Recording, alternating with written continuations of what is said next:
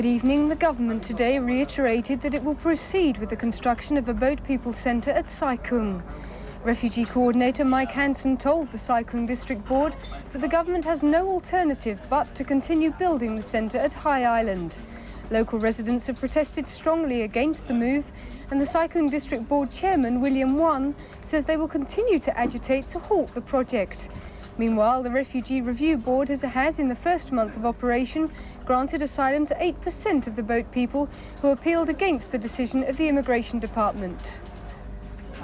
The MTR line of the Eastern Harbour crossing will open on Saturday, a week later than planned, but the owner of the undersea tunnel says the crossing's opening is still 6 months ahead of schedule. In the Middle East hostage crisis, a United Nations envoy is on the way to Lebanon in a bid to recover the body of an American colonel, reported to have been executed by his Lebanese kidnappers. The Pope has also promised President Bush that he'll use his influence to seek the recovery of the body of William Higgins. Meanwhile, in Israel, the Defense Minister, Mr. Rabin, has defended his government's action in abducting a Lebanese Shiite Muslim leader, a kidnap that sparked the current crisis.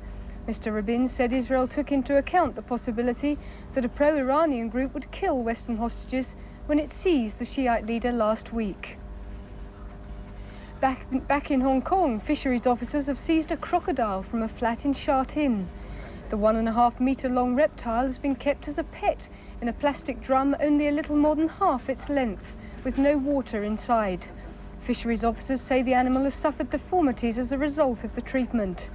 The owner may face prosecution for keeping an endangered species and for cruelty to an animal. That's it for now, but I'll be back with a more comprehensive roundup of the day's news in Newslink around about 12:30. Join me then.